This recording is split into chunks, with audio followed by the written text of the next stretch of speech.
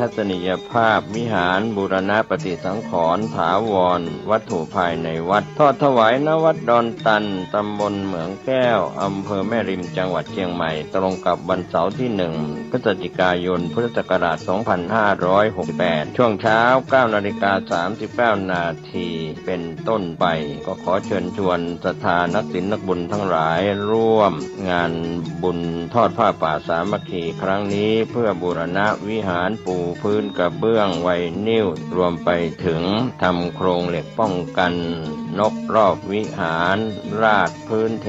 ทรายร้างหน้าวิหารราวบันไดเหล็กสแตนเลสทาสีรอบวิหารเปลี่ยนระบบไฟฟ้าปรับปรุงทัศนียภาพวิหารบูรณะปฏิสังขรณ์ถาวรวัตถุภายในวัดดอนตันตำบลเหมืองแก้วอำเภอแม่ริมจังหวัดเชียงใหม่เสาร์ที่1 พฤศจิกายน 2568 นี้เชิญท่านร่วมงานร่วมบุญร่วมบริจาคได้บุญได้กุศลโดยทั่วหน้ากัน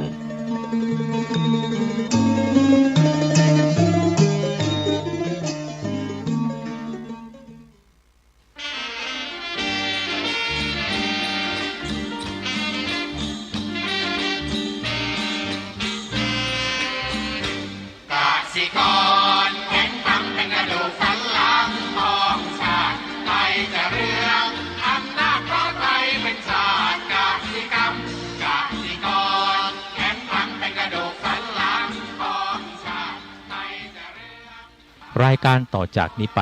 ขอเชิญท่านผู้ฟังทุกท่านเข้าสู่รายการดีมีคุณค่าน่าติดตามรายการเกษตรเพื่อชีวิตดำเนินรายการโดยกลุ่มรักเกษตรประสานงานโดยนายพิชัยคงพิทักษ์คณะเกษตรมหาวิทยาลัยเชียงใหม่หมายเลขโทรศัพท์053944030ขอเชิญทุกท่านติดตามรับฟังได้ณบัดนี้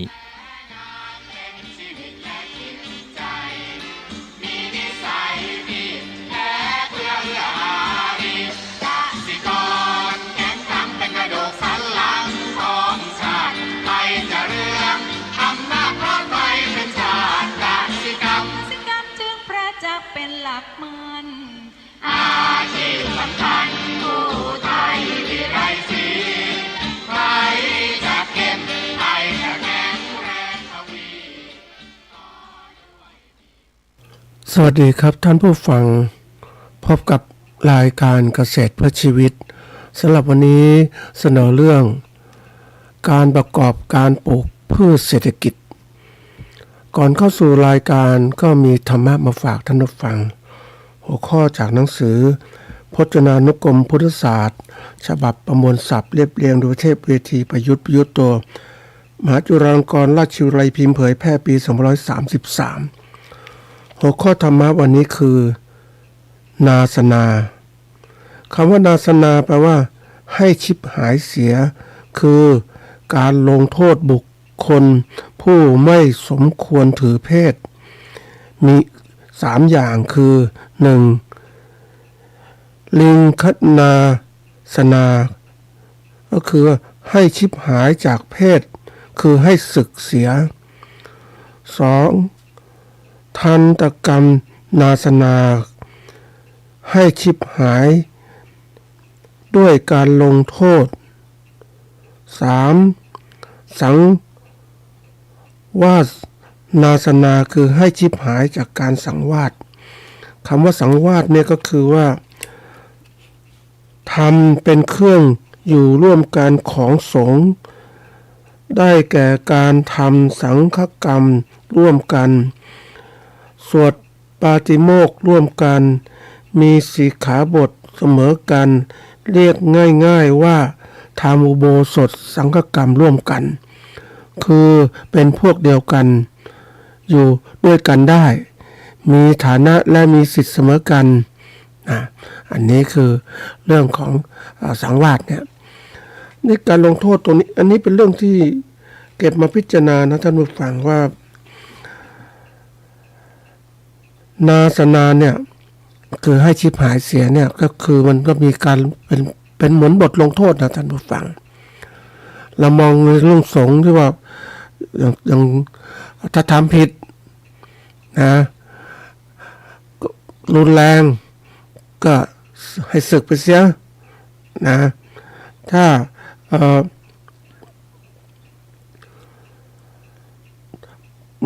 ไม่มีการลงโทษอย่างอื่นก็คืออาจจะภาคทันหรือคุยกันแล้วแต่นะอันนี้ก็ยังอยู่ในกลุ่มแต่จุดที่รุนแรงที่สุดก็คือสังวาสนาคือไม่ร่วมสังฆกรรมด้วยนะมันเป็นสิ่งที่ต้องคิดเพราะมนุษย์เราเนี่ย ถ้าเราหลักการพวกนี้มาใช้เนี่ยมันก็สามารถใช้ได้ในการที่เราจะคบหาสมาคมกับใครหรือเลือกใครก็ตามเนี่ยเราก็ต้องดูให้เป็นเหมือนกันว่า เราจะอยู่กับพวกคนที่ไม่ดีอย่างไรตามเราต้องมันเรื่องสิ่งสำคัญนะท่านผู้ฟังว่ามงคล38ประการอเสวนาจะพาลานังบัณฑิตานังจะเสวนาเนี่ยเป็นตัวต้นแบบเลยเป็นข้อที่หนึ่งเลยเดี๋ยวนี้เรามีคนไม่ดีอยู่เยอะแยะไปหมดเลยล่ะเราจะทำยังไงดีเราจะไปเสวนาไหมมันพบปะพูดคุยกันเราต้องเลือกอะวิธีการเลือกก็คือเราต้องทำตัวของเราเนี่ยให้มีภูมิต้านทานซะก่อนไม่ใช่หลงเชื่อใครง่ายๆเราต้องมีเขาเรียกมีภูมิต้านทานคือองค์ความรู้ความทัศนคติความสามารถของเราในการคิดวิเคราะห์ถูกผิดด้วยตัวเราเองได้เพราะนั้นเราก็สามารถที่จะรู้ว่าใครเป็นคนพาลหรือใครเป็นคนดีอย่างนี้เราก็สามารถจะนำมาใช้ได้ทีนี้คนส่วนใหญ่ไม่ได้ให้ความสำคัญกับตัวเองตรงเนี้ยคือไม่มีคุณสมบัติของการเป็นผู้รู้ผู้ตื่นผู้เบิกบานในความรู้ต่างๆองค์ความรู้ต่างๆคันต่างๆเนี่ยก็ไปหลงเชื่อง่ายๆนะมันเป็นธรรมชาติของคนนั้นมันฟังทีนี้พวกคนพาลมันก็มีเทคนิคในการที่จะหลอกลวงหรือทำอะไรต่างๆได้นะมันก็จะมีกลยุทธ์ของมันนะอย่างที่เดี๋ยวนี้ก็จะมีพวกเขาเรียกอะไรเราเองเราก็คิดว่าคนส่วนใหญ่เป็นคนดีเพราะเราให้มองโลกในแง่ดีนะมองโลกในแง่ดีตลอดเราก็ไม่คิดว่าจะมีคนชั่วเนี่ยน่ากลัวนะท่านผู้ฟังในโลกนี้มันต้องมีคนดีคนชั่วคนมันเด่นชัดเพียงแต่เรามองไม่ออกเพราะเราไม่มีความรู้ในการมองมันก็เลยหลงไปที่สุดก็เป็นเหยื่อนั่นเองเพราะนั้นวิธีการเราไม่แน่ใจก็ต้องคือเราอย่าไว้ใจใครอย่าไปมองโลกแง่ดีทั้งหมดอย่าคิดว่าคนทุกคนเป็นคนดีไม่ใช่มันก็มีคนผ่านผสมอยู่นั่นแหละเพียงแต่ว่าเรานั้นต้องเลือกมองนี้มันไม่ถูกต้องบางทีคนเราเนี่ยมันมาในรูปแบบใหม่ๆนะการหลอกลวงที่เก่งมากทำตัวเป็นคนมีภูมิฐานมีอะไรต่างๆมากมายนะบางทีก็ตีตัวมันเราเป็นอะไรต่างๆแล้วเนี่ยมันก็จะทำให้เราหลงไปได้วันนี้ที่บอกคนเราหลงเนี่ยหลงกับการเขาเรียกอะไรคบคนไม่ดีเป็นเพื่อนเงี้ยโอ้มันลำบากนะท่านผู้ฟังเพราะเราไม่รู้ว่าวิธีการเราต้องหัดรู้ด้วยตัวเราแยกมาเสียเรารู้คนนี้อย่าไปยุ่งกับมันไม่ดีก็ออกมาเสียนะคือไม่ร่วมคือตัดไปเลยอันนี้คือการตัดไม่อยากคบทั้งพอไม่ดีปุ๊บตัดไปเลยไม่ต้องคิดว่าคนดีต้องให้คนไม่ดีต้องให้อภัยไปให้โอกาสเขามันมีบางอย่างมันฝังในเขาเรียกว่าฝังในพฤติกรรมมันมีความเลวร้ายอยู่ในคนพวกนี้มันไว้ใจไม่ได้เหมือนกับงูเห่าอย่างเงี้ยเราต้องตัดมันออกไปแล้วก็ถัดมาคืออาจจะมีบทลงโทษถ้าเราเพื่อนไม่ดีบทลงโทษให้โอกาสครั้งเดียวพอละสมมติอย่างเงี้ยทำไม่ดีมาอีกเลิกเนี่ยอันสุดท้ายก็คือว่าเรื่องของการไม่สังวาสคือไม่ร่วมสังฆกรรมเลยแม้เขายังอยู่ในโลกนี้เป็นคนมีหน้ามีตาในสังคมต่างๆแต่เขาเป็นคนไม่ดีอ่ะเราก็หนีไปดีกว่าอย่าไปสนใจมันอย่าไปเข้าใจอันนี้ต้องคิดนะท่านผู้ฟังเหมือนกับมันมีคำตอนนี้ที่ข่าวกระแสดังๆครับพวกของเรื่องของพระต่างๆนะแล้วมันพระภิกษุนะผู้ที่บวชเพื่อจะปฏิบัติหรือเพื่อประโยชน์อย่างอื่นแล้วแต่ มีมากมายทีนี้เราต้องดูว่าอันนี้มันอยู่ในพระผู้บวชมันไม่ใช่สงฆ์สาวกของพระพุทธเจ้าสงฆ์สาวกพระเจ้านั้น คือผู้ปฏิบัติธรรมเป็นเครื่องออกจากทุกข์แล้วยายะปฏิปันโนเนี่ยเราดูได้ท่านผู้ฟังเพราะฉะนั้นระดับไหนที่การดูมองดูพระไม่ใช่ไปหลงนั่นที่เขาหลอกลวงเดี๋ยวนี้แหมมันน่ากลัวนะเพราะว่าคนมีความหลงง่ายเพราะเราเองเนี่ยตัวเองเราไม่พัฒนาการความรู้ความสามารถและสติความสามารถในการที่จะปกป้องตัวเองในการที่ต้องมีความรู้ในเรื่องต่างๆให้มันดีขึ้นไม่ใช่หลงไปนะมันเป็นเรื่องที่สำคัญมากนะท่านผู้ฟังไม่มีใครจะช่วยเราหรอกให้เราหลุดพ้นจากความหลงความอะไรก็ตัวเราเองนั่นแหละอย่างน้อยตอนแรกๆก็มีผู้สอนมาบอกนะเรียนให้มากขึ้นอันที่สูงสุดก็คือเราต้องปฏิบัติสร้างความเข้าใจให้เกิดขึ้นกับตัวเรารู้แจ้งจริงๆตามความเป็นจริงปุ๊บมันก็จะตัดพวกนี้ได้เลยโดยอัตโนมัติมันเป็นเหมือนกับธรรมชาติของเรานะท่านผู้ฟังเมื่อสิ่งใดมันร้อนเราจะเข้าไปไหมก็ไม่เข้าอ่ะ มันเห็นน่ะแต่เราจะหลอกตัวเองว่าเฮ้ยมันไม่เป็นมันร้อนหรอกไม่ร้อนหรอกมันเย็นเข้าไปใกล้ๆเดี๋ยวมันก็เย็นคนก็หลายคนพูดนะทนสิอากาศร้อนเดี๋ยวสักพักมันก็เย็นแล้วนะทำใจเย็นๆทำใจร่มๆบางอย่างมันทำใจร่มๆเย็นๆไม่ได้เพราะมันของร้อนอ่ะอยู่กับคนชั่วมันของร้อนเราก็ออกมาสิอย่าไปทำอย่างนี้มันเสี่ยงนะท่านผู้ฟังบางทีนึกถึงแดดมันร้อนนะแล้วมันเห็นคนบางคนอยากจะวิ่งกับแดดมันร้อนแดดเมืองไทยไม่เหมือนที่อื่นนะท่านผู้ฟังอยู่ร้อนๆมากๆเนี่ยมันลอกนะหนังลอกเลยฝรั่งบางคนเขาก็จะเดินมาเพราะว่าในต่างประเทศมันแสงสว่างจริงแต่วันอากาศมันเย็นมันเหมือนกับมันถูกพรางด้วยอะไรต่างๆเขาจึงมาอาบแดดกันต่างๆเหล่านี้ทีนี้มาอาบแดดเมืองไทยท่านผู้ฟังเราผิวหนังดำก้านลอกเลยนะยิ่งไปเล่นน้ำทะเลขณะที่แดดร้อนๆเนี่ยโอ้มันลอกเป็นแผ่นนะท่านผู้ฟังอันนี้คือความไม่รู้นั่นเองมันก็เจ็บปวดอย่างนี้แหละนะฝากเป็นข้อคิดนะท่านผู้ฟังวันนี้เข้าสู่รายการของเราเป็นรายการสำคัญหนึ่งนะท่านผู้ฟังคือเรื่องนี้คือเรื่องที่สำคัญสำหรับคนที่ประกอบการเกษตรทำเป็นเกษตรกรที่เราต้องเรียนรู้ให้มากขึ้นนะช่วงนี้เนี่ยมันช่วงของการอะไรต่างๆสภาวะแวดล้อมเศรษฐกิจมันไม่ดีเลยก็ไม่ดีค้าขายก็ไม่ดีอะไรต่างๆเพราะนั้นมันต้องช่วงการเขาเรียกหยุดทบทวนเพื่อจะพิจารณาหาทางออกที่ดีกว่าที่ดีขึ้นกว่าเดิมเพราะปกติเนี่ยเรามักจะเขาเรียกไหลไปตามกระแสสังคมทำงานทำการสนุกสนานเพลิดเพลินไปไม่มีหยุดคิดไม่มีอะไรเลยนะอันนี้บางทีต้องหัดคิดหยุดบ้างช่วงนี้มันถูกหยุดเพราะสภาพแวดล้อมเศรษฐกิจครั้งอะไรต่างๆไม่ดีเราก็มีเวลาขบคิดก็เลยนำหัวข้อนี้ขึ้นมาว่าทางเลือกการประกอบการปลูกพืชนะประกอบการปลูกพืชทางเลือกการประกอบการปลูกพืชนะนี่มันที่เราทำที่ผ่านมาถ้าเราไม่หยุดรู้จักคิดเราก็คิดว่าดีไปหมดแล้วดีไปหมดเลยเพราะว่าเราทำทุกวันมันก็กลมกลืนกับสิ่งเหล่านี้เราก็เคยชินกับมันอะว่ามันดีมันก็เลยไม่คิดอะไรคือคิดเหมือนเราอยู่ลำไยอย่างเนี้ยแล้วก็ทำลำไยคิดอยู่ลำไยก็มองข้อดีของเขาอะนะว่ามันทำอะไรได้อย่างนี้แต่คิดเราไม่เคยคิดย้อนกลับ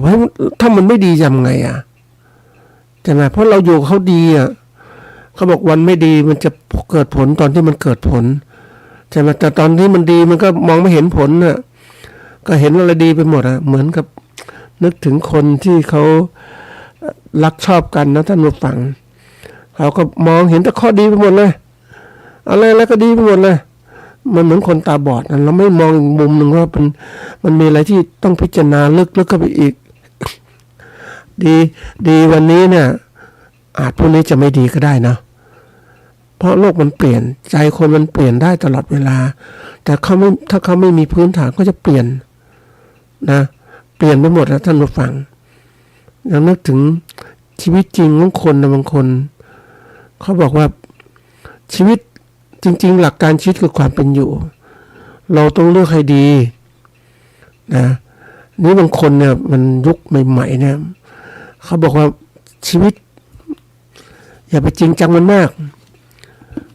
เลือกผิดเลือกใหม่ได้นะเลือกผิดเลือกใหม่ได้นี่น่ากลัวนะท่านผู้ฟังอย่างผู้หญิงผู้ชายชอบพอกันนิดหน่อยก็อยู่ด้วยกันก่อนนะลองเขาเรียกฝึกการทดลองถ้าไม่ดีก็เลิกกันก็ไปเริ่มใหม่ต่อไปถ้าไม่ดีก็เลิกกันอีกมันกลายไปเลยว่าเป็นสัมสอนละไม่มีความมั่นคงต่างๆเพราะนั้นนี่มันเกิดขึ้นจากการตัดสินใจที่ผิดพลาดบางคนลองไปเรื่อยๆอย่างผู้ชายลองไปเรื่อยๆแล้วถามว่าเมื่อคุณไปเจอคนที่ถูกใจถามว่าบางคนนั้นก็ผ่านการลองมาเรื่อยๆเหมือนกันเขาเรียกอยู่ในแวดวงใดมันจะมักจะมีคนที่มีนิสัยคล้ายคลึงกันเพราะฉะนั้นในโลกสังคมไทยนั้นเขาให้ความสำคัญกับการครองตัวของคนครองงานที่จะทำให้ชีวิตครอบครัวที่ยืนยาวพบกับได้มีโอกาสดูคนนะก็รุ่นใหม่เป็นประเภทที่ชอบลองเป็นผู้หญิงที่ชอบลองท่านผู้ฟังลองไปเรื่อยคนนี้ไม่ถูกใจมีก็คิดว่าถูกใจแต่เขาคงลองมาเยอะมีครอบครัวแต่งงานกับคนที่หนึ่งมีลูกทะเลาะกันเลิกกันไปกับคนที่สองไปซื้อของมีลูกอีกไม่พอใจทะเลาะเลิกอีกไปเลิกกับที่สามแล้วมันมีสี่ทีห้าทีหกทำยังไงเนี่ยชีวิตทั้งชีวิตมีการลองเล่นอย่างนี้ชีวิตมันคืออะไรอย่างเนี้ยมันเป็นเรื่องน่าสงสารนะท่านผู้ฟังที่คนคิดผิดแล้วทำผิดแล้วไม่มีหลักธรรมในพระเจ้าไปใช้เลยมันเสียดายมากเลยท่านผู้ฟังยิ่งมีโอกาสศึกษาชีวิตของคนมาเนี่ยมันน่ากลัวนะคนที่มันมีแต่อะไรใช้ชีวิตที่ผิดศีลธรรมจรรยาเนี่ยมันน่ากลัวที่สุดเวลาที่อายุมากๆมันจะตกต่ำมันตกจริงๆเลยนะท่านผู้ฟังมันเหมือนนรกทั้งเป็นนะเพราะนั้นวันนี้เราจะเริ่มทำอะไรต่างๆขอให้มีศีลมีธรรมนะเอานำพระพุทธเจ้าไปใช้นะนี่คือตัวอย่างก็มาฝากคือเลือกหัวข้อนี้เพราะว่ามันมองเห็นบางอย่างเนี่ยเราเลือกผิดมันลำบากนะมองเห็นที่มันคิดว่าดีมันไม่ดีตลอดท่านผู้ฟังเพราะอะไรเพราะว่าเรามองไม่ถึงนั่นเองเหมือนลำไยที่เรามองว่าดีแต่เรามองดีไม่ตลอดเพราะว่าวิธีการต้องมองก็คือให้รอบคอบทำแม้มันไม่ดีแต่เรารู้จักบริหารจัดการดีเนี่ยนะอย่างลำไยอย่างเนี้ยเป็นไม้ผลที่ดีนะเราต้องจัดการดีๆไม่ใช่แค่ปลูกผลิตผลขายอย่างเนี้ยแล้วไปขายพอค้าคนกลางเขาก็ไม่ซื้อข้างหน้าเขาไม่ซื้อเขาซื้ออื่นถูกกว่า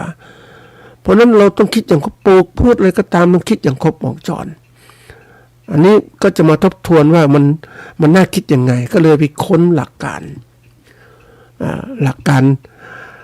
ในการวิเคราะห์ทางเลือกนะการประกอบการปลูกพืชเศรษฐกิจนะไปดูมานะมันก็มีทางเลือกคือปกติเนี่ยนะก่อนที่ขึ้นตรงนี้เนี่ยก็บอกว่าเราต้องเข้าใจความหมายซะก่อนว่าการวิเคราะห์ทางเลือกการประกอบการปลูกพืชเศรษฐกิจมันคืออะไรนะความหมายของเขาคือว่าเป็นกระบวนการพิจารณาและเปรียบเทียบทางเลือกต่างๆในการเลือกชนิดพืชที่ปลูกในพื้นที่หนึ่งโดยพิจารณาปัจจัยด้านเศรษฐศาสตร์ผลตอบแทนความเสี่ยงความเหมาะสมเพื่อให้ได้ทางเลือกที่สร้างประโยชน์สูงสุดแก่ผู้ประกอบการหรือเกษตรกรนี่เราต้องมองอย่างนี้มองให้ครบเลยในวันก่อนมีโอกาสไปเจอเขาเรียกส้มเกลี้ยงผู้ปลูกส้มเกลี้ยงนะที่ลำปางเขาปลูกตัวนั้นมานานนะท่านผู้ฟังเพราะสภาพดินสภาพอะไรต่างๆมันคือคนโบราณเขาปลูกแรกๆก็คนจะลองผิดลองถูกเหมือนกันนั่นแหละ แต่ปลูกไปมันอยู่ได้ดีแล้วก็ได้ผลผลิตดีก็ขยายการปลูกเนี่ยที่อื่นก็ปลูกไม่ดีเหมือนรสชาติที่นี่เพราะสภาพมันจะแล้งก็ไม่ใช่แล้งเชิงมันก็ฝนตกชุกก็ไม่ใช่มันกลางๆมันอยู่กึ่งๆนะมันก็เลยกลายเป็นว่าสภาพแวดล้อมมันเหมาะสมท่านผู้ฟังนะอันนี้คือตัวอย่างก็เกิดอย่างนั้นได้ยังต้องหัดสังเกตคือการที่เขามีข้อมูลเก่าๆมาเขาก็ทำกันมานานเราเองต้องหัดพิจารณาอย่างนี้นะเพราะฉะนั้นในการวิเคราะห์ทางเลือกเนี่ยตัวสำคัญที่สุดวันนี้เราเลือกกันพ่อแม่เลือกกันมาแล้ว เป็นลำไยเป็นส้มเป็นอะไรต่างๆแล้วเนี่ยแล้วบางคนเป็นลิ้นจี่อย่างเนี้ยแม้วันก่อนไปไม่จะเจอลิ้นคือลิ้นจี่เนี่ยมันดีก็ดีนะท่านผู้ฟังแต่ต้องไวนะปลูกลิ้นจี่เนี่ยมันไวแต่ช่วงหนึ่งลิ้นจี่มันฤดูกาลมันผันผวนไม่ออกดอกมันยิ่งกว่าลำไยมันไวไม่ออกดอกปุ๊บมันเจอเจ้าของสวนที่ทำสวนลิ้นจี่มันนานเจอสภาพนี้มันบ่อยๆเขาเปลี่ยนหมดเลยตัดทิ้งหมดเลยนะตัดทิ้งหมดเพราะนั้นไอ้คนมันก็แรงกระเพื่อมของการที่คนตัดทิ้งต้นลิ้นจี่ไปนะก็ทำให้ปริมาณลิ้นจี่มันลดน้อยลงอันนี้ก็เป็นช่วงดีของคนที่อยู่ทนได้รู้จักผ่านตรงนี้มาก็ดูแลลิ้นจี่เพราะฉะนั้นลิ้นจี่ก็เลยกลายเป็นว่าเป็นพืชเงินพืชทองสำหรับเขาขายได้ราคาดีมากเพราะปริมาณคือไม่มีใครคู่แข่งมันน้อยลงท่านผู้ฟังเนี่ยแล้วดูแลดีๆจัดการมันดีเรารู้สภาพแวดล้อมเปลี่ยนต้องจัดการยังไงมันออกดีไม่ดีถ้าเป็นไปได้นะอากาศร้อนๆบางทีถ้าร้อนมากๆเนี่ยในนี้บางครั้งอาจจะต้องกางแสแลนหรือตะข่ายพรางแสงให้บ้างเพื่อมันรอดมันออกในช่วงนี้มันจะกระตุ้นมันก็มีการทดลองท่านผู้ฟัง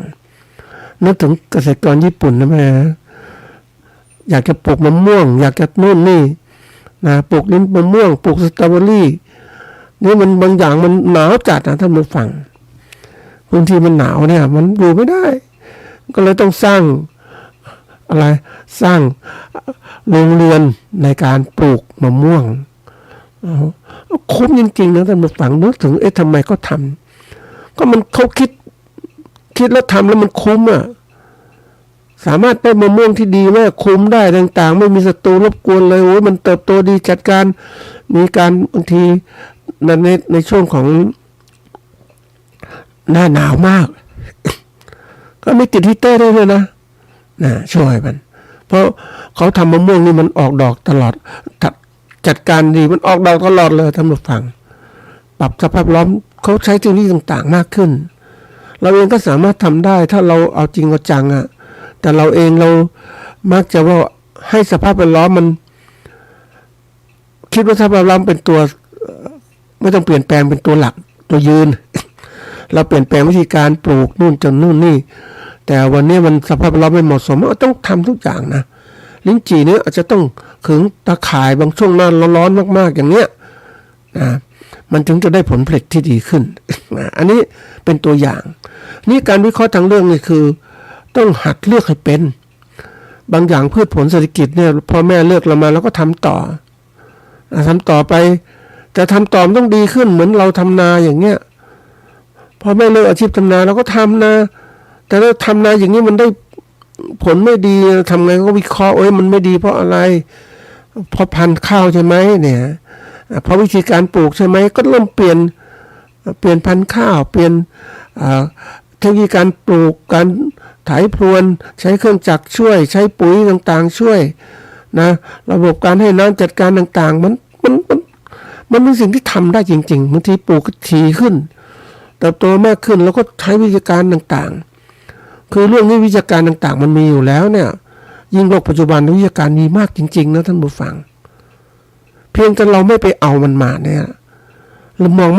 ไม่ถึงเพราะเราเองเนี่ยมันเป็นธรรมชาติของคนนะท่านผู้ฟังเราก็บอกเราเก่งเราทำนี่มานานนะมันเกิดทิฏฐิมานะความถือตัวถือตนว่าฉันเก่งฉันดี ฉันรู้เพราะฉันทำนี้มานานแน่ ฉันทำนาข้าวมานานฉันเก่งฉันดีฉันรู้นะถามว่าให้จริงๆเก่งดีรู้อะไรรู้เท่าเดิมอ่ะนะท่านผู้ฟังรู้ว่าเราทำนาเราทำมานาน30 ปีอย่างเงี้ยแต่ถามว่าเก่งไหมแล้วก็เราเก่งนะเพราะว่าเราอยู่ในที่ของเรานะแต่ถ้ามีการเปรียบเทียบมันไม่ใช่นี่ว่าถ้าไปโลกภายนอกโอ้นี่มันโบราณแล้วเนี่ยที่เราทำอยู่เนี่ยโอ้ย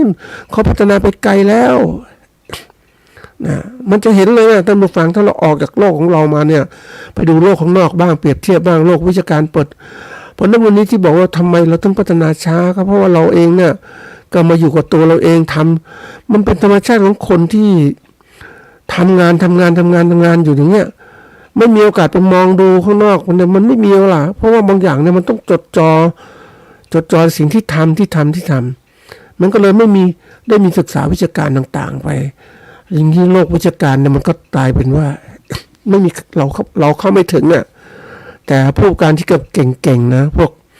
ผู้การธุรกิจเก่งๆทำการเกษตรเขามีวิชาการเขาหาวิชาการโอ้ที่เขาเก่งนะตัวอย่างบริษัทใหญ่นะโอ้เขาเก่งมากนะเขาเก่งเขามองเขาจะพัฒนาธุรกิจเขายังไงเขารู้ว่าวิชาการนั้นสำคัญนะเขาเลยไปอะไรรู้ไหมไปเข้ามหาลัยไม่ใช่เข้ามหาลัยไปหาอาจารย์ในมหาลัยนะหาอาจารย์เขาขอความรู้เรื่องนี้อาจารย์ก็ให้ แล้วเสร็จแล้วก็ไม่พอนะก็บอกอาจารย์เลือกนักศึกษาหรือที่บัณฑิตที่จบเนี่ยให้หน่อยเขาจะได้คนที่เก่งไปทำงานโอ้เขาได้จริงๆนะท่านผู้ฟัง ทีนี้ไม่พอเขาความรู้เนี่ย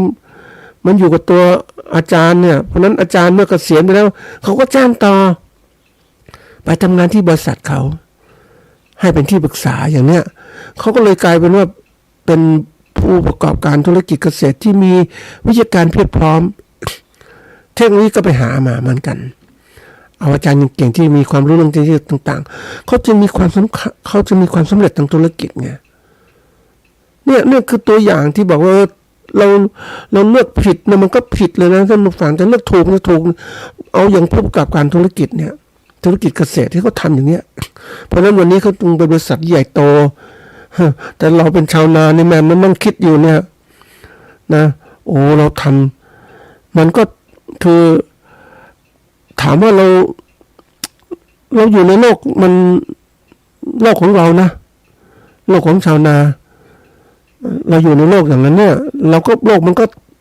กล่อมจิตกล่อมใจโลกเล็กๆของเราก็กล่อมจิตกล่อมใจทำให้เราก็คิดว่าเราก็เก่งแล้วดีมันธรรมชาติอย่างนั้นจริง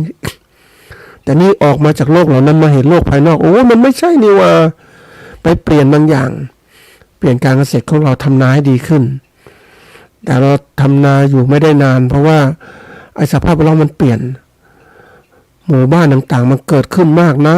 ำเสียต่างๆสู้ไม่ไหวจริงๆท่านผู้ฟัง นี่คือตัวอย่างเพราะฉะนั้นการเลือกนี่สำคัญมากนะวันนี้พ่อแม่เลือกให้เราหรือเราจะเลือกเองก็แล้วแต่ต้องดูให้มันชัดดูลึกดูให้ครบวงจรไม่ใช่มองในแง่ดีอย่างเดียวมองในด้านบวกด้านเดียวเราต้องมองด้านลบด้วยในนี้มันมีคนชอบสอนมองบวกสิอย่ามองลบเลยมองบวกคิดอะไรเป็นบวกหมดอะก็เลยมันบวกอย่างเดียวเลยไม่มีเลยบวกมันรถชนกันนะท่านฝั่งรถมันบวกกันแต่มันก็ชนเสียหายใช่ไหมแต่นี้มันนั่งดูให้มันต้องมองนั่นมองให้ครบวงจรให้ครบระบบวิเคราะห์ต่างๆละเอียดแล้วก็เลือกให้มันดีดำเนินการให้ดีตามที่เราเลือกนั้นน่ะวันนี้มีพืชหลายตัวท่านผู้ฟังที่แบบถ้าเรามองนะอนาคตมันดีจริงๆนะท่านผู้ฟังแต่คนมองไม่ออกมันก็เลยเป็นไม้ผลที่ยืนยาวมากอะไรต่างถ้าดูแลดีนะที่คนเรามันใจร้อนอย่างตัวอย่างเช่นแมคคาเดเมียอย่างเนี้ย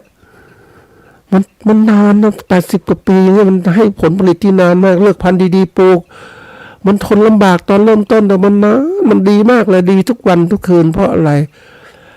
ต้นไม้มันโตขึ้นมันก็ให้ผลผลิตมากขึ้นนะท่านผู้ฟังเนี่ยอย่างต้นสมมติว่าต้นหนึ่งเราได้ประมาณสัก100 กิโลต่อต้นสมมตินะง่ายๆอย่างเงี้ยโลนึงประมาณ1,000 กว่าบาทอย่างเงี้ยท่านผู้ฟัง ห็นไหมมันดีอะท่านผู้ฟังทีนี้มันไม่ถึงขนาดนั้นคนเราต้องมองให้ออกวิเคราะห์นะทีนี้ความสำคัญที่เอาพูดหัวข้อนี้ก็เพื่อว่าให้ท่านผู้ฟังที่เป็นเกษตรกรและผู้ประกอบการธุรกิจได้พิจารณาให้ความสำคัญกับการเลือกพืชปลูกพืชเศรษฐกิจที่การประกอบปลูกพืชเศรษฐกิจหรือปลูกพืชแล้วทางไหนมันดีขึ้นนะวิเคราะห์ต่างๆหาทางปรับปรุงแก้ไขมันดีขึ้นเหมือนมันไม่ใช่แหมมันนึกถึงตัวอย่างนะท่านผู้ฟัง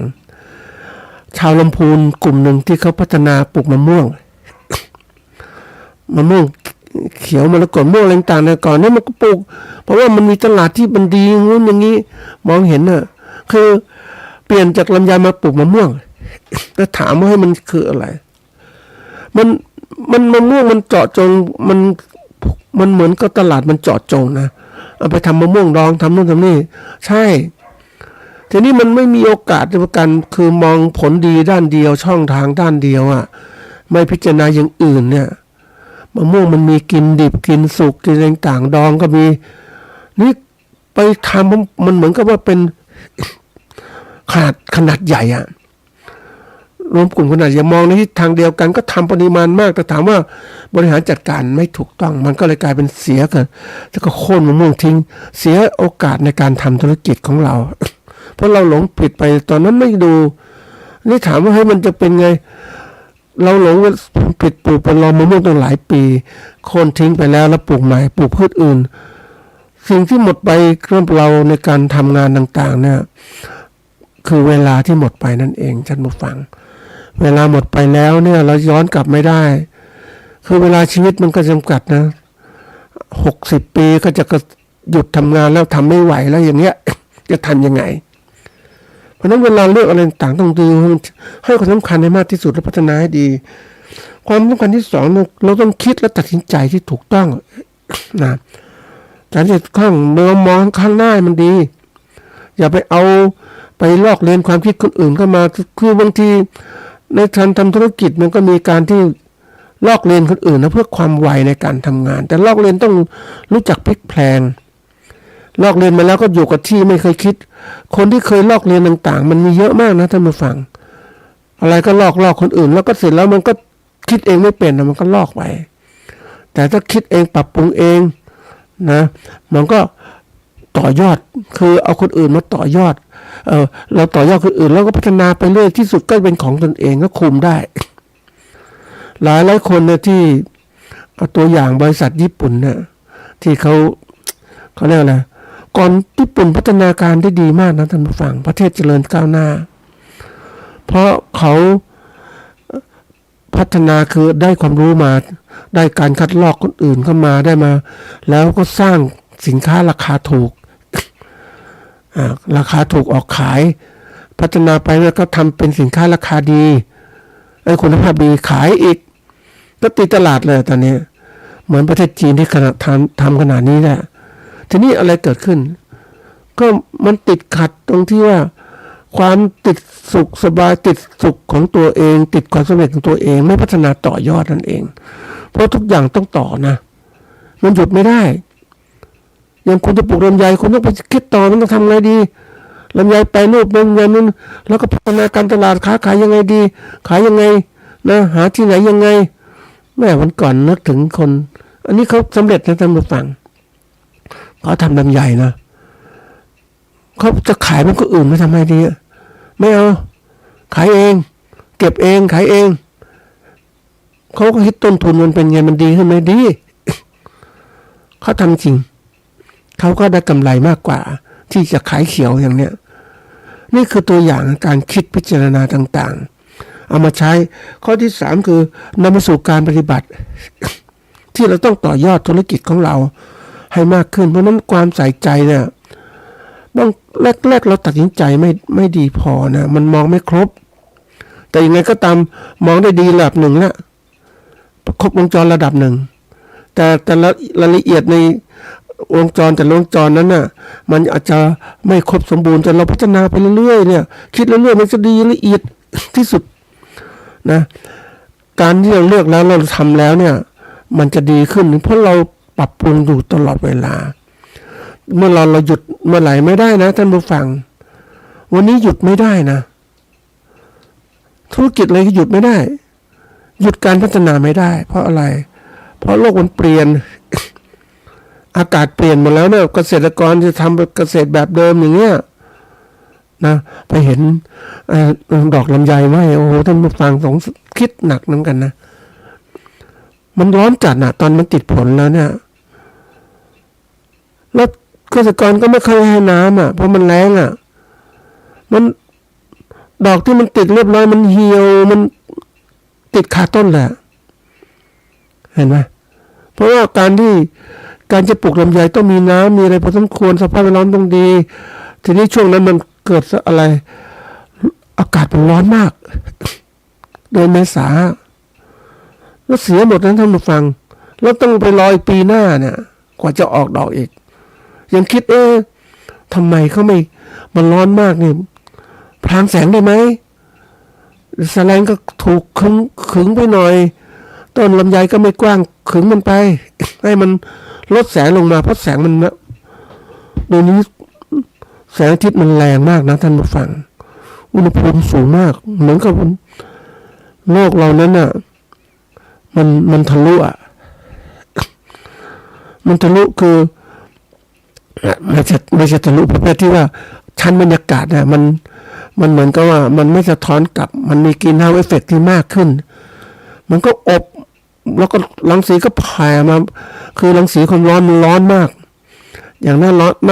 เดือนเมษาไม่มีเมฆบางคลางแสงเลยอ่ะมันร้อนจริงๆอ่ะเพราะนั้นลำไยโอ้โหไปเลยอ่ะแต่ถ้าเราคิดเอาเราซาแลนมากวางนะแต่กันนะแต่เกษตรกรคงไม่มีทุนมากมายหรอกเพราะว่าสภาพการเป็นอยู่อย่างนั้นเขาคิดแค่นั้นเขาก็ได้แค่นั้นแต่เราคิดในแง่ของมันเป็นอย่างนี้นะถ้ารู้จักกันเพราะนั้นที่บอกว่าเราต้องรู้จักทางเลือกวิเคราะห์ทางเลือกแต่เลือกแล้วถ้าเรายังไม่ได้เลือกก็วิเคราะห์ทางเลือกให้ดีทีนี้เลือกไปแล้วก็วิเคราะห์ทางเลือกว่าการประกอบการว่าเราเลือกไปแล้วทำไงมันดีขึ้นทุกขณะอย่าย่อท้อท่านผู้ฟังลำไยของเราเนี่ยมีอนาคตคือมันเป็นคุณภาพของมันคุณค่าของมันที่ลำไยมีสูงมากโดยเฉพาะลำไยแถวหนองจังคืนอย่างเนี้ยต้นตำรับ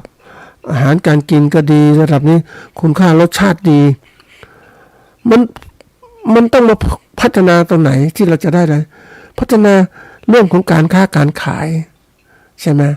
เราต้องเปลี่ยนแปลงนี่มันถึงเวลาแล้วท่านผู้ฟังที่ผู้ประกอบการเองจะต้องขายสินค้าของตัวเองด้วยตัวเองมันจะยากลำบากก็ต้องทำเพราะว่าอะไรถ้าเราทำตรงนี้มันรวยมันกำไรมันมากกว่าที่จะขายให้พ่อค้ากลางตัวนี้เขาก็ฉลาดนะเขาก็ไปซื้อที่อื่นมาขายฮะลำไยเดี๋ยวนี้ถ้าเป็นพ่อค้านะอันนี้ไปซื้อลำไยประเทศไทยกิโลนึงต้องแพงนะไปซื้อลำไยจากเวียดนามถูกกว่าเยอะมากนะลูกกลมใหญ่น้ำความชื้นก็ดีอะไรต่างๆมากนะแต่คุณภาพพูดถึงเพราะมันไม่เทียบกับเราไม่ได้เพราะฉะนั้นเขาก็ซื้อมาขายเอามาขายในประเทศไทยก็ได้ ขายที่ไหนก็ได้ถูกกว่านี่คือคิดอย่างพ่อค้าเขาทำกำไรของเขาซื้อถูกขายแพงแล้วเขาไม่มาซื้อลำไยจากเราเนี่ยทำยังไงเห็นไหมการคิดพิจารณาเพราะฉะนั้นนี่คือการที่เราต้องเขาเรียกเลือกการประกอบการเลือกการประกอบการในที่นี้คือการที่เราต้องเมื่อเลือกไปแล้วก็ต้องมีการพัฒนาหาช่องทางในการทำต่างๆให้ดีขึ้นไม่ใช่เลือกอยู่ว่าฉันอยู่แค่นี้ฉันทำแค่นี้ฉันไม่ได้คิดอะไรมากมายเนี่ยมันไม่ได้แล้วเดี๋ยวนี้มันคิดมากนะท่านผู้ฟังมันบีบบังคับโลกนี้มันบีบบังคับทำให้การทำงานของเราเนี่ยมันแตกต่างจากเดิมนะมีสิ่งหนึ่งที่มันนึกถึงอดีตนะท่านผู้ฟังที่บอกว่าในสมัยก่อนก็เรียกว่าข้อคิดกับเขานะเขาบอกว่าประวัติศาสตร์ท องคำของประเทศไทยมีหลักฐานจากศิลาจารึกกรุงสุโขทัยระบุว่า ใครจักไข่ค้าช้างค้าใครจักไข่ค้าม้าค้าใครจักไข่ค้าเงินนะค้าทองค้านี่แสดงให้เห็นว่าธุรกิจค้าขายทองคำมีมาตั้งแต่สุโขทัยนะอันนี้ตัวอย่างนี่คือสมัยก่อนใครจะทำอะไรก็ทำได้อันนี้ยกตัวอย่างนะยกมาให้ท่านผู้ฟังมันทำได้ตลอดเพราะว่าอะไรก็คือว่าอยากทำอะไรทำเพราะว่าเนื่องจากว่าสภาพแวดล้อมเนี่ยมันมากมายดินแดนมากมายทีเดียวแล้วก็ทำอะไรต่างๆแต่เดี๋ยวนี้มันไม่ใช่ท่านผู้ฟังไปที่ไหนก็มีแต่คนไปหมดอะยิ่งไปอยู่ในเมืองคนหนาแน่นจริงๆเลยนะไปอยู่เดินไปดูในซอกของย่านค้าขายเก่าในกรุงเทพอะท่านผู้ฟังมีแต่คนท่องเล็กๆก็คนอยู่คนค้าขายคนต่างคนเขาเรียกคนที่เขาเรียกค้าแรงงานนะคือเจ้าของธุรกิจเขาฉลาดนะท่านผู้ฟังเขาไปเอาแรงงานต่างประเทศมาเอามาจ้างทีนั้นมันถูกกว่าจ้างแรงงานคนไทยนะคนพวกนี้มาอยู่แบบอาจจะลักลอบมาอยู่ในตาเนี้ยเพราะวันๆก็ทำงานให้พ่อค้าค้าขายทำแรงงานเพราะนั้นไม่ออกไปไหนอยู่ในซอกคนเยอะมากท่านผู้ฟังนั่งคิดโอ้โหนี่มันอะไรเนี่ยมันเป็นยุคของคือคนมากอะท่านผู้ฟังแล้วคนมากมันก็แย่งกันทำมากินใช่ไหมเพราะนั้นถ้าเราไม่พัฒนาการค้าขายของเราเนี่ยเราจะลำบากมากเลยเพราะนั้นเดี๋ยวนี้มันอยู่ได้ยากเพราะว่าคนมันเยอะมันก็แย่งกันทำมากินอะมีถ้าเราผลิตอะไรมาก็มีคู่ค้าเราต้องการคู่ค้าขายของเราแต่นี้มันก็มีคนมันเห็นก็ทำเป็นคู่แข่งอีกเพราะนั้นมันไม่เหมือนเดิมนะท่านผู้ฟังใครจากใครค้าช้างค้าเนี่ยเดี๋ยวนี้มันไม่ได้ละค้าขายอะไรก็ไม่ได้มันมีคู่แข่งตลอดทำสักพักมันมีคู่แข่งมันเป็นธรรมชาติของคนที่บางทีมันเกิดการก็เรียกติดตันทางปัญญาในการที่จะค้นคว้าด้วยตัวเองก็เลยลอกคนอื่นมาดีกว่าไม่เร็วกว่าเนี่ยเร็วกว่าก็ไวสิใครได้สำเร็จเอาด้วยวิธีการเร็วกว่าก็สำเร็จก่อนใช่ไหมทุกท่านผู้ฟังเอามาใช้ก่อนสำเร็จก่อนเนี่ยอันนี้เป็นเรื่องที่เขาเรียกน่าคิดมากท่านผู้ฟังเพราะว่าอะไรเพราะว่าคนเราเนี่ยถ้าเราไม่คิดถึงสิ่งภายนอกกลมหน้ากลมตาคิดแต่อย่างเดียวไม่ได้เดี๋ยวนี้มันอยู่โลกภายนอกมันเปลี่ยนนะท่านผู้ฟังมันเปลี่ยนเร็วแล้วเราจะทำอย่างไรอ่ะเพราะฉะนั้นเมื่อเราทำอะไรต้องหัดคิดวิเคราะห์มากครับบางคนบอกคิดแล้วมากไงปวดหัวอย่าไปคิดเลยเอาแค่นี้มันเหมือนกับเศร้าใจนะท่านผู้ฟังที่มันนึกถึงคนที่ขอมีชีวิตอยู่ไปวันๆหนึ่งมีพวกนี้ขอให้ตื่นขอให้ใจอยู่ได้ตื่นมาก็ทำมากินอย่างนี้นะไม่คิดอะไรมากมายทำแค่นี้ขอมีความสุขแค่นี้พอแล้วโอ้มันไม่ได้ท่านผู้ฟังพวกนี้อาจจะไม่ตื่นก็ได้เพราะว่าเดี๋ยวนี้มันหลับตายก็มีคนเราทำธุรกิจต้องหัดคิดว่าแรงงานแรงกายที่เรามีทำเต็มที่เลยเพื่อที่อะไรเพื่อที่เราจะได้เงินทองเก็บไว้ใช้ในยามขาดแคลนของเราอย่าไปปล่อยคิดเลื่อยเฉื่อยอย่างนั้นนี่คือการคนเราไปคิดนึกถึงแล้วเขาทำไมเป็นอย่างนี้ก็ว่าชีวิตมันขาดจุดมุ่งหมายให้ชีวิตมันเลยแล้ววัยของการทำงานมันก็เลยไม่อยากทำอะไรแล้วอะจริงๆมันไม่เลยวัยก็คิดไปเองเราทำงานได้ตลอด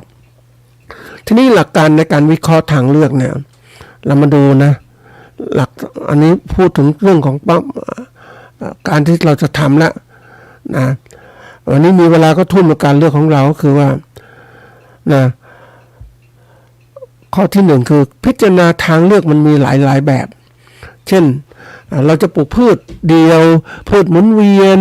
พืชหลากหลายหรือพืชยืนต้นไม้ผลอะไรก็เลือกไปเลยถ้าเราพิจารณาเราอยากชอบอะไรก็ตามนั้นแหละนะอันนี้ดูมันพวกพืชเดียวพวกพืชหมุนเวียนต่างๆมันทำเงินได้ดี มันเร็วนะบางทีพวกเขาเรียกปลูกพืชหมุนเวียนเนี่ยมันสลับกันไปมาเหมือนเกิดการปลูกสวนผักที่นนทบุรีเอาชุดนี้เอาผักกาดขาวแล้วผักถัดไปรุ่นต่อมาปลูกผักกวางตุ้งผักคะน้าผักบุ้งก็หมุนเวียนเดี๋ยวก็ครบรอบแล้วก็หมุนอีกเดินมีตลาดพร้อมขายตลอดเนี่ยหมุนเวียนก็เงินเร็วอ่ะแต่ถ้าเราเป็นอยู่ภาคเหนือเนี่ยคนมันน้อยอยู่เพราะเขาอยู่ในกรุงเทพเลยพวกนั้นเขาส่งพืชผักเข้าตลาดคนกินเนี่ยเยอะแต่เราอยู่นี่มันต้องเป็นไม้ผลในอยู่ใกล้เมืองก็ผักหมุนเวียนพืชผักหมุนเวียนก็แล้วแต่เราอันนี้เป็นการเลือกพิจารณาข้อที่สองเนี่ยเวลาจะต้องมีการประเมินต้นทุนรายได้จากการปลูกแต่ละชนิดเราเลือกอะไรต้องดูต้นหัดคิดต้นทุนนะเราเองอย่างที่บอกเราไม่มีโอกาสเลือกเพราะอะไรพ่อแม่เลือกให้แล้วทำนาอย่างเงี้ยนะเราก็คิดเราทำอย่างเงี้ยนะแต่เราเนี่ยวันนี้เราเลือกไปแล้วเหมือนกันเรายังไม่เลือกก็ไม่เป็นไรต้องหัดคิดวิเคราะห์ต้นทุนและรายได้ที่เกิดขึ้นมาเป็นยังไงบ้างนะอันที่สามวิเคราะห์การตลาดแล้วแนวโน้มตลาดพืชที่ปลูกเป็นยังไงในปัจจุบันและอนาคตแล้วก็สำคัญอดีตเป็นยังไงด้วยนะท่านผู้ฟังถ้าเราศึกษาข้อมูล3ตัวอดีตเนี่ยมันเป็นยังไงมันย้อนกลับไปนะมันจะเห็นทิศทางแนวโน้มข้างหน้าเป็นอย่างไรนะมันจะเห็นเลยอย่างเราปลูกลำไยเราจะรู้ว่าที่ผ่านมาเป็นยังไงลำไยมันเป็นยังไงแล้วที่มันดีๆเพราะรัฐบาลมาช่วยใช่ไหมเนี่ยถ้าไม่มีแล้วมันช่วยทำยังไงต้องคิดหาทางออกลำไยเนี่ยมันอะไรก็ดีถ้าท่านผู้ฟังท่านรู้จักวางแผนแล้วก็จัดการนำแผนให้มันดีให้ไวนะอันนี้วิเคราะห์ตลาดมันสำคัญอันถัดมาคือวิเคราะห์ความเสี่ยงทุกอย่างธุรกิจมีความเสี่ยงทั้งนั้นแหละมันคำว่าความเสี่ยงคือการเกิดขึ้นของสิ่งที่ไม่พึงไปเป็นตามปรารถนาของเรานะมันเราหวังอย่างนี้แต่พอเรามันไม่เป็นตามความคาดหวังเพราะมันมีอะไรต่างอย่างดินฟ้าอากาศเปลี่ยนแปลงอย่างเนี้ยนะมันไม่ได้ผลผลิตที่ดีที่ควรราคาผันผวน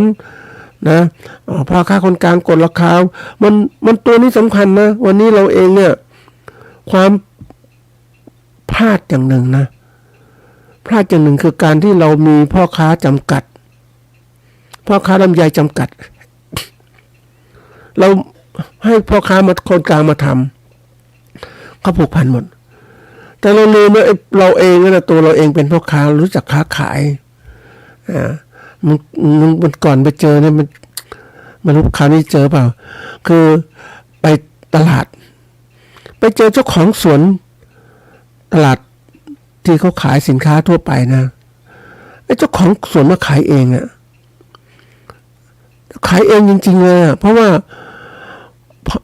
ขายเพราะข้างกลางราคามันต่ำก็มาขายเองดีมากๆเลยลำไยดีมากเลยถูกด้วยดีด้วยแล้วซื้อจากพ่อค้ากลางคงไม่ไหวนะท่านผู้ฟังแพงก็แพงนะอันนี้ตัวอย่างคือเราไม่รู้ว่าพ่อค้ากลางมันจะกดราคาเมื่อไหร่เขาหัวกันเมื่อไหร่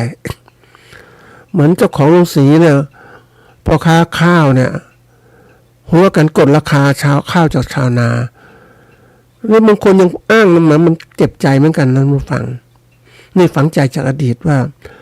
ไอ้พ่อค้าเนี่ยมันถืออำนาจนะพ่อค้าเขาลงสีนะคุณอยากได้ราคาคุณก็ไปขายที่อื่นไปโอ้โหมันไปขายที่อื่นก็ราคานี้เพราะว่ามันหุ้นกันอยู่แล้วอ่ะมันกดราคาคุณจะขายไม่ขายไอ้ข้าวมันมาถึงลงสีแล้วก็ต้องขายท่านผู้ฟังเท่าไหร่ก็ได้เอาพายเรือกลับบ้านที่มันยังมีเงินขาดทุนนิดหน่อยก็ไม่เป็นไรเพราะเอาข้าวไปขายแล้วแต่ขายไม่ได้ราคาเนี่ยนะเดี๋ยวนี้บางทีน้ำท่วมก็มีภัยพิบัติธรรมชาติคือมันเสี่ยงมากเลยนะแล้วเสี่ยงมันทำไงก็ต้องหาวิธีการแก้ความเสี่ยงเหมือนชาวนา